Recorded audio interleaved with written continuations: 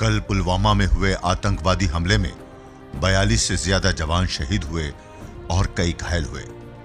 परम पूज्य योग ऋषि स्वामी रामदेव जी महाराज ने इस आतंकवादी हमले की निंदा करते हुए कहा कि अब सरकार को आर पार की लड़ाई लड़कर ही इस समस्या का हल करना चाहिए।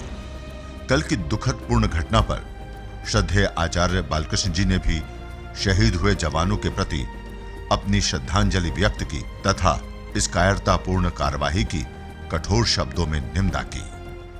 जम्मू कश्मीर का आतंकवादी हमला भारत की आजादी पर एक बहुत बड़ा दुस्साहस, भारत की एकता, अखंडता, संप्रभुता को तोड़ने के लिए ये एक बहुत बड़ा प्रहार है। आतंकवादी चाहे वो देश के अंदर पनाह लिए हुए, चाहे वो देश की सीमाओं से अंदर प्रवेश कर रहे हैं, बाहर से आ रहे हैं, एक भी आतंकवादी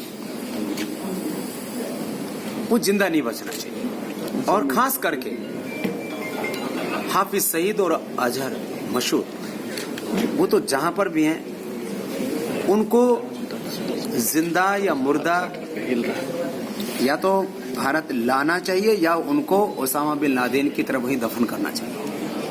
ये भारत को कदम उठाना ही पड़ेगा। और पाक अधिकृत कश्मीर में जितने आतंकवादी शिविर चल रहे हैं, पहले उनको ध्वस्त करो और यदि हो सके तो पाक अधिकृत कश्मीर का भारत में विलय कर लो। इसके बिना पाकिस्तान सुधरने वाला नहीं है। वह एक बहुत ही नादान, बहुत ही मूर्ख, अपरिपक्व और एक जाहिल देश की तरह आचरण कर रहा है।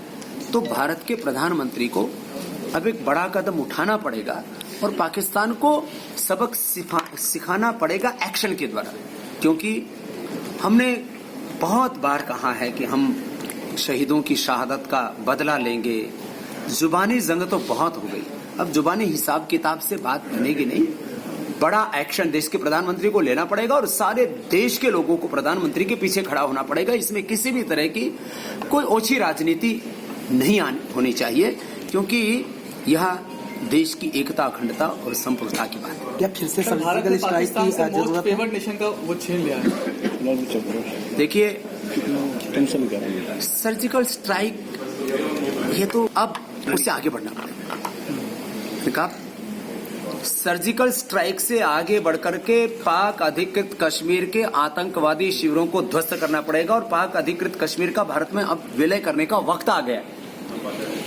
और हमें परमाणु हमले से डरने की जरूरत नहीं है। यदि पाकिस्तान के पास एक परमाणु बम है तो उसके जवाब में हमारे पास 10 परमाणु बम है। और परमाणु बम का मसला नहीं है ये आखिर भारत के साहस, वीरता और भारत की आजादी को बचाने का मसला है। इसमें हम हर बात में ये डरते रहे कि कल को परमाणु हमला हो जाएगा और लड़ाई हुई तो हजारों करोड़ रुपए देश को आर्थिक नुकसान हो जाएगा। जो भी नुकसान हो, अब एक बार आर पार हो जाना। कल बहुत दर्दनाक घटना घटित हुई। इस देश के अस्मिता को और हमारे राष्ट्र को एक तरह से चुनौती दी गई। उसके लिए भी हम सबका हृदय द्रवित है, सबका खून खौल रहा है।